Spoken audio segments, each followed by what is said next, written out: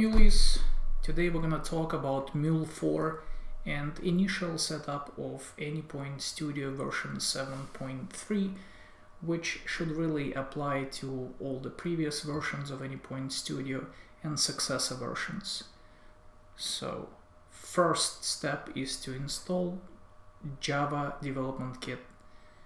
Currently latest is 1.8 that Studio supports. Make sure it's Development Kit, not runtime environment. After you download Studio, you will be able to show package content.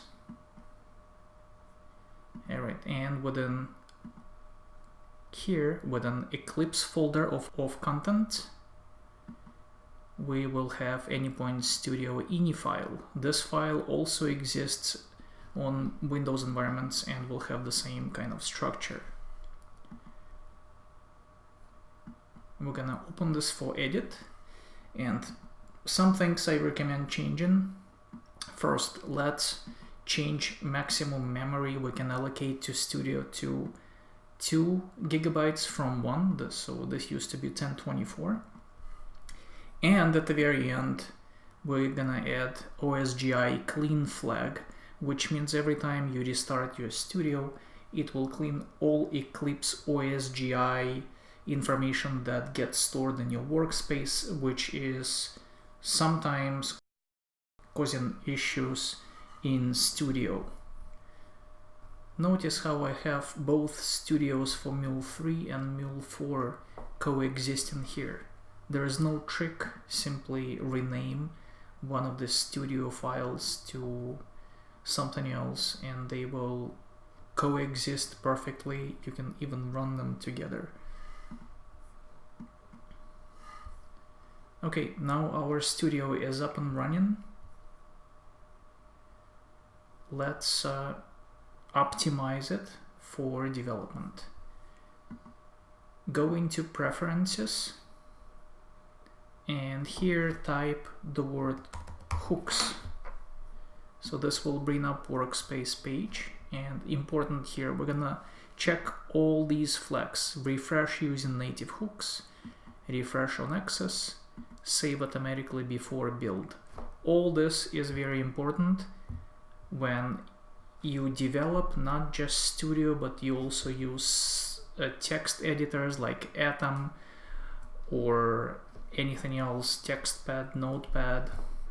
If you modify something outside of the Studio, these flags will allow your Studio to efficiently refresh file contents within your workspace of the Studio. Alright, so this just makes development much easier. Next, we're gonna set up Maven. If we type Maven here, you will see that we already have embedded Maven 339 that comes with Studio. It's bundled with the Studio, although I think it's a better practice to use external Maven setup if possible.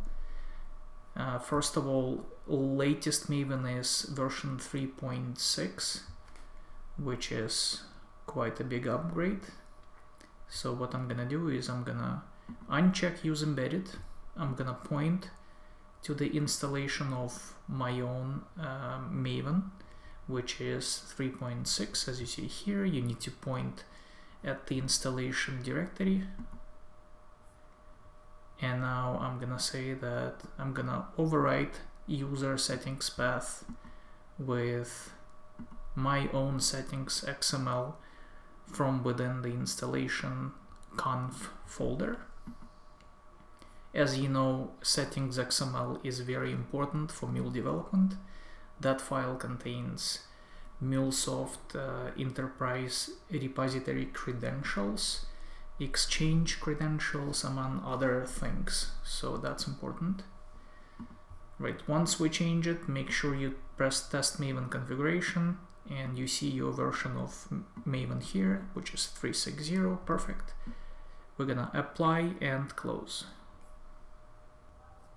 Now we're gonna set up some plugins. Even though Mule 4 documentation lacks any reference to any plugins, There is a little trick that I like using even in Anypoint Studio 7.3 that I always used in the previous Anypoint Studio, which is ability to encrypt sensitive data in your properties files. It's still possible in Anypoint Studio 7.3 with Mule 4, but it's not specified anywhere. So what I recommend doing is go into install new software.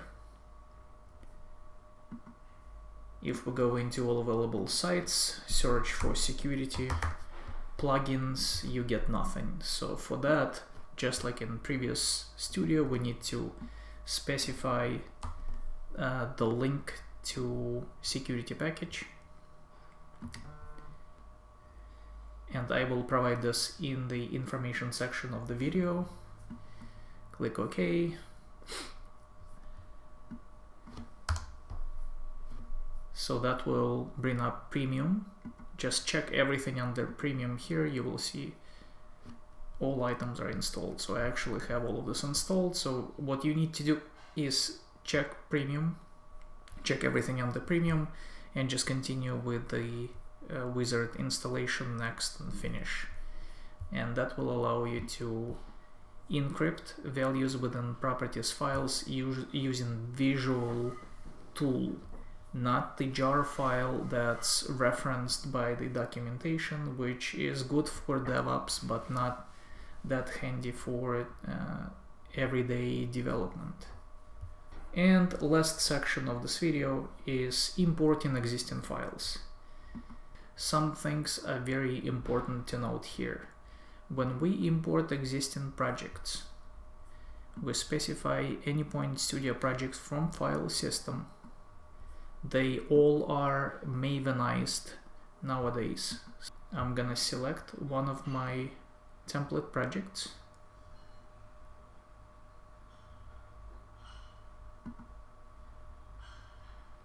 And as you see, you cannot, as in previous studio, you had to point to XML file. You cannot. You have to actually select the entire project directory, click open, and now very important point here, unchecked copy project into Workspace.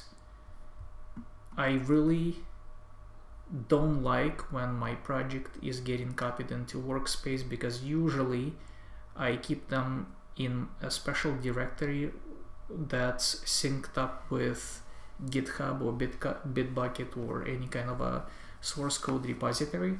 So having it copied just makes a big mess. So make sure you always keep that flag unchecked.